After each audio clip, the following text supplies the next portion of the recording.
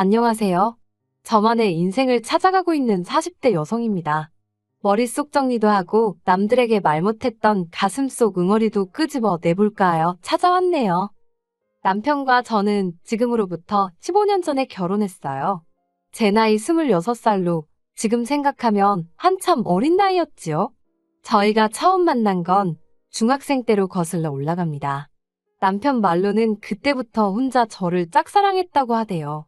그런데 그때 저는 그런 건 전혀 몰랐어요. 남편이 자긴 안 쓴다며 저에게 인형이라던가 좋은 볼펜이라던가 싫다고 해도 쥐어주던 기억이 남아있긴 한데 그게 남편은 나름대로 저에게 좋아하는 마음을 표현하는 행동이었다는 걸 나중에서야 알게 되었지요. 이후로 남편은 남고로 저는 여고로 진학을 했어요. 그런데 남편이 고등학교에 진학한 이후로도 종종 저를 만나자고 불러내거나 뜬금없이 편지를 보내온다던가 하면서 서로 간의 연락은 끊어지지 않았네요. 그러다 20살의 봄, 대학생이 된 남편이 저에게 여자친구가 되어달라며 정식으로 데이트 신청을 해왔습니다. 저는 대학을 포기하고 작은 사무실에서 사회생활을 시작한 상황이었지요. 남편과 저 두 사람의 연애만 놓고 보자면 하루하루 즐겁고 행복했어요. 하지만 사귄 지 2년쯤 되던 때 시댁에서 저희 두 사람의 만남을 알게 되셨습니다. 어머님은 저를 불러놓고 제가 문제가 아니라 제 배경이 문제라며 타박을 하셨는데 문제는 어머님의 마음을 제가 이해할 수 있었고 뭐라고 반박할 수도 없었다는 거예요. 친정아버지는 여자의 눈이 멀어 오래전 집을 나가셨어요. 친정어머니는 마음의 병으로 술없이는 못 사시는 분이셨고요. 그리고 남편과 저는 학창시절을 같이 보냈다 보니 어머님은 이런 제 가정사를 다 알고 계셨네요. 자존심도 상했고 동시에 제가 바꿀 수 있는 게 하나도 없는 상황이었던 만큼 너무 답답했어요. 그리고 한편으론 왜 이런 소리까지 들어가며 남편과 만나야 하나 싶기도 하대요. 남편이 저에게 분에 넘치는 사람 같기도 하고 그래서 결국 남편에게 헤어지자고 했습니다. 일부러 남편 입대가 며칠 남지 않았던 시점에 이야기했어요. 군대에 가서 저 같은 건 싹 다 잊고 오라고요. 하지만 이게 웬걸 오히려 역효과가 나고 말았습니다. 남편이 어머님 아버님 떨어보라며 저랑 헤어질 바엔 차라리 이 세상을 하직하겠다고 편지를 써놓고 한강다리에 갔거든요. 어머님 아버님이 제가 사는 곳에 찾아와서는 빨리 같이 가달라 하시는데 두 분 다 얼굴이 정말 하얗게 질려 있었어요. 그게 지금도 기억에 생생합니다. 결국 우여곡절 끝에 저희는 다시 만나게 되었습니다. 그때부터는 어머님 아버님도 저희한테 만나라 어째라 그런 소리를 일절 안 하시대요. 그리고 저희는 이후로 아무 문제 없이 꼬박 6년의 연애를 하고 결혼 이야기까지 나오기 시작했지요. 그런데 이 이야기가 어머님 아버님 귀에도 금세 들어갔더라고요. 어머님이 저를 부르시더니 정말로 결혼할 거냐고 물으셨어요. 그리고는 당신은 솔직히 저희가 이렇게 오래 만날 줄 몰랐고 저를 며느리로 드릴 생각도 해본 적이 없답니다.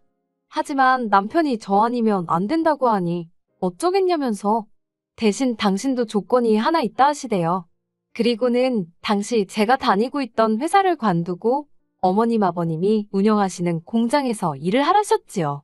당신 집안 사람이 되는 거니 당연한 거 아니냐 하시는데 솔직히 당황스럽더군요.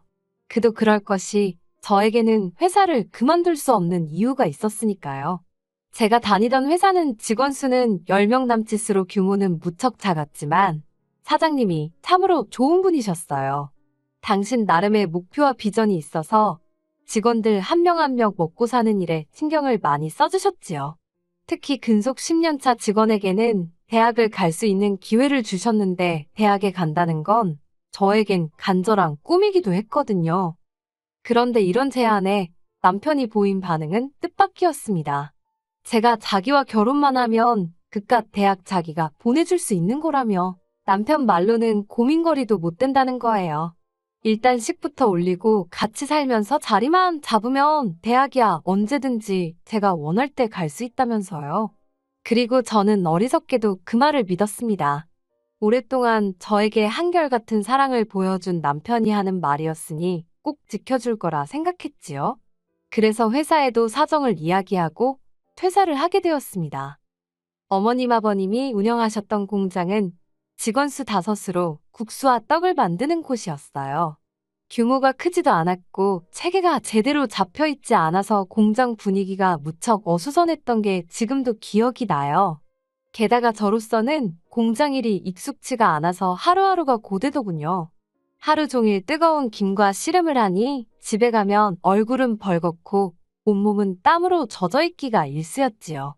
힘든 나날이었지만 그래도 불평불만 없이 성실하게 일했습니다. 제 부족한 조건들 전부 다 몸으로 때운다는 심정으로 이를 악물고 열심히 했어요.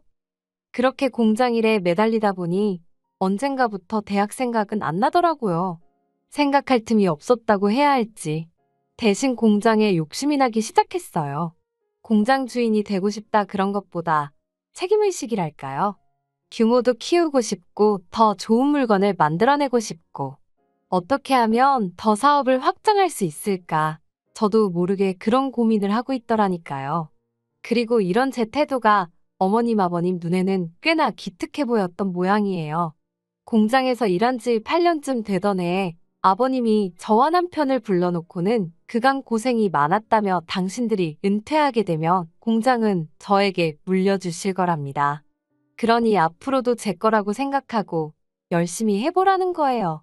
그리고 그 이야기를 들었을 땐 공장을 갖게 되었다는 기쁨보다는 어머님 아버님께 드디어 인정을 받았다는 사실이 감격스러워서 정말 많이 울었어요.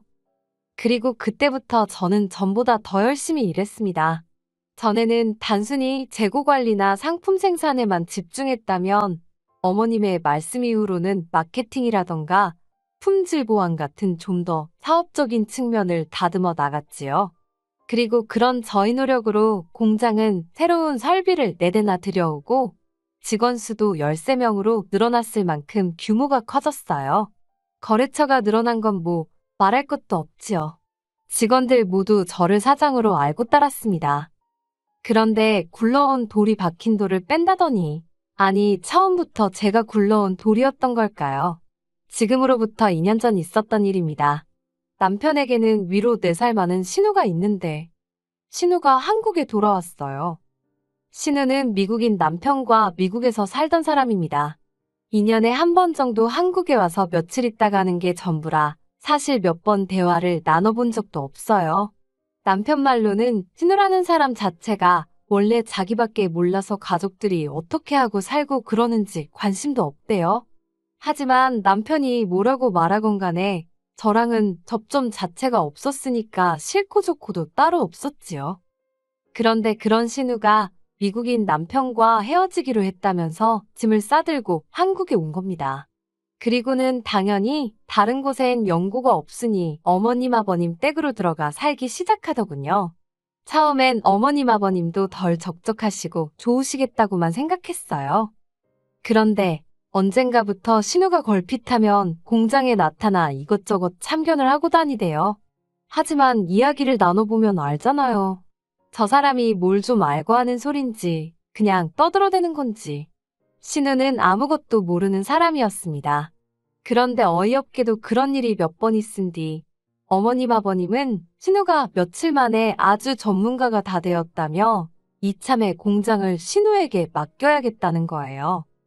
제 귀를 의심했습니다. 10년 넘게 제가 도맡아 해왔고 저에게 주신다고 하셔놓고는 하루아침에 손바닥 뒤집듯 다른 말을 하시다니 믿을 수가 없었지요. 제가 어머님께 진심이시냐고 물었어요. 그러자 어머님이 제 손을 꼭 잡으시며 하시는 말씀이 신우는 당신에게 하나뿐인 딸이랍니다. 그런 신우가 공장을 자기가 하겠다고 하는데 당신이 어떻게 거절을 할 수 있냐는 거예요. 그러면서 저더러 나쁘게만 생각하지 말고 이참에 신우를 잘 도와주래요. 슬프게도 어머님 말씀을 반박할 수가 없더군요.